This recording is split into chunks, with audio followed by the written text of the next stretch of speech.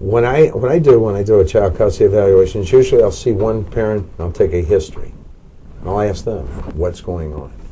Then I'll see the next parent next.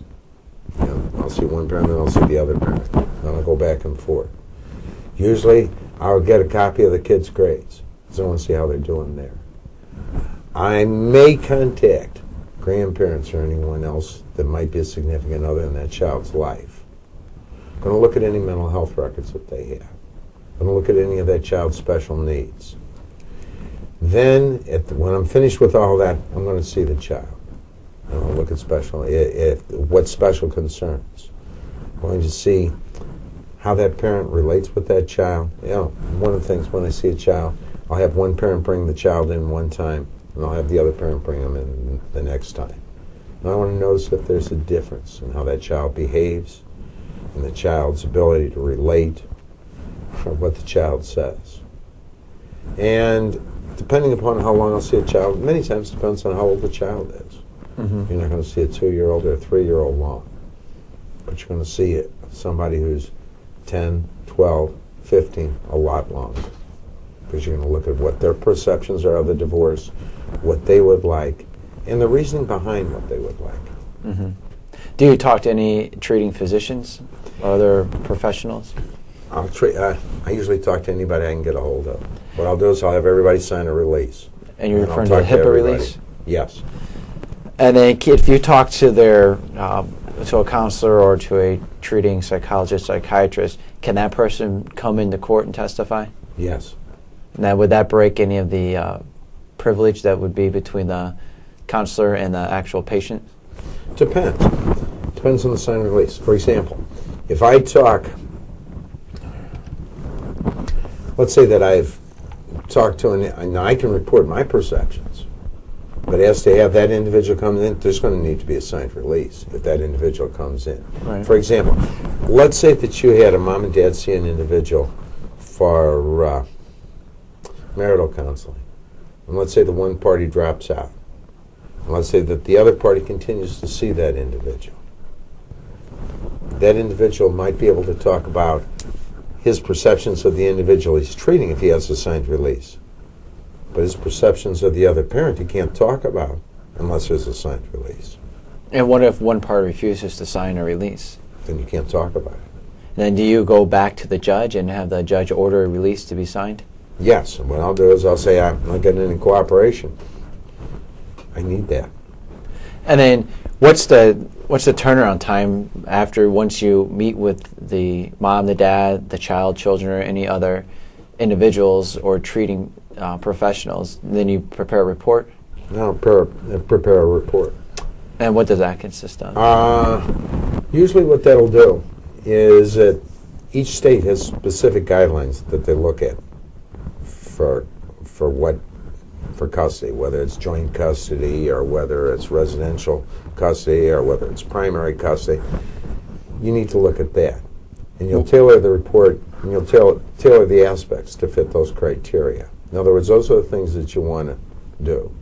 When I write a report, my belief is that report not only needs to be accurate, but has to deal with the issues. Now, you said there's state guidelines. Since you do a lot in Illinois, what are the Illinois state guidelines?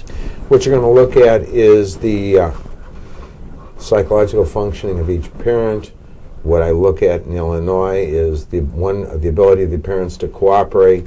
Look to see if one parent or the other parent is going to refuse or detract from that relationship with that child or those children.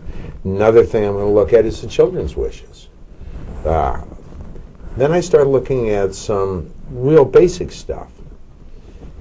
If a parent has custody, where are the children going to live? Or even if the parent doesn't have custody, where are the children going to be living with them? I want to look at where they're going to go to school. I want to know, have they been involved with that school?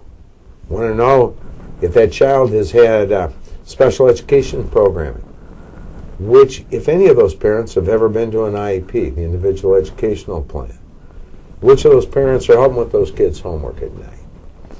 What I'm going to look at also is an aspect of religion.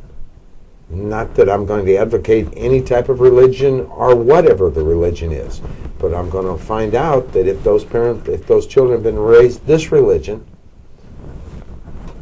which parent is going to keep them in that? Mm-hmm.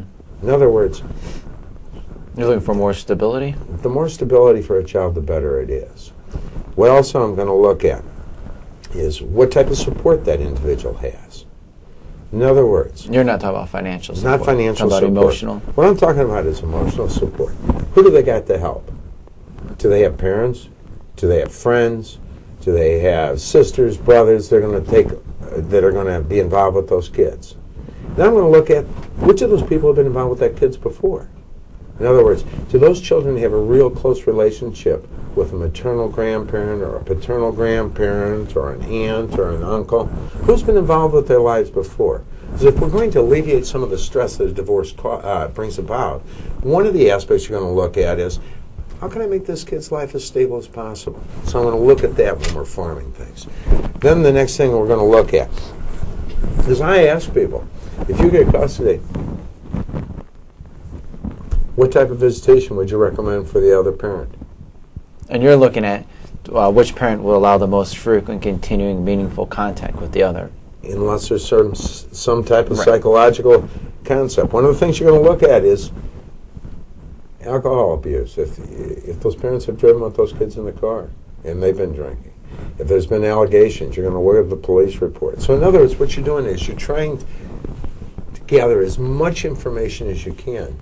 Come up with a concept of what is in the best interest of those children and how they can maximize the relationship with both parents and how you can keep those kids' life as stable as possible. Ideal situation would be that even if those parents are divorced, they're still going to have contact. Because no matter what happens, just because people are divorced doesn't mean they're not parents. Just because a dad doesn't have those kids living all the time with him doesn't mean those kids don't need him. And I don't want to sound flip. I don't want to. If I'm doing a custody evaluation, I really don't care about the dad. And I tell people that right up. I tell them, you're not my client. And I'll tell the mom the same thing. You're not my client. The only client I have are these kids. Right. And they're, and then when I write back, and I tell them I apologize. I may be asking some questions that are rude, clearly prying, but that's the only way I can get the information. So I hate to wrap up this. We've exceeded our time, but if someone wanted to get information in kids in court, they would be able to call 618-277-5498. Kids, yes. And then for the Children First information, the website is www.children1stfoundation.org. Right, or you can call. They have a number. That's where the foundation has a number that goes directly to them. You might want to call 618-235-6192, and they'll give you all the information you want.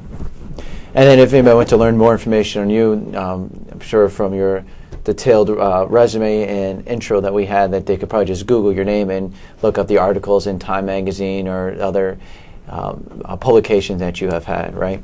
Sure. Okay. Well, hopefully we'll be able to get you back on here another time to talk about custody evaluations, or maybe to go more in depth on the kids in court or the Children First. But it's been a very informative 40 minutes or so, and we look forward to having you back again. Good. If I come back, what I wouldn't mind doing one time is to talk about the effects of divorce on kids, especially on effects on kids at different ages. So I think that's important. I think that's important for parents to know. Sure. And we also have a call-in show, too, so we'll get something set up, but appreciate your time. Thank you. Thank you. Thanks for tuning in. You can see us next week. And if you have any other additional questions, you can check us out at dadsdivorce.com. Once again, that's dadsdivorce.com. We also have Ask a Lawyer, so if you want to do any follow-up from this program, you go to dadsdivorce.com, click on Ask a Lawyer, submit your question, and we'll be able to read it out loud and answer it on one of the next upcoming programs.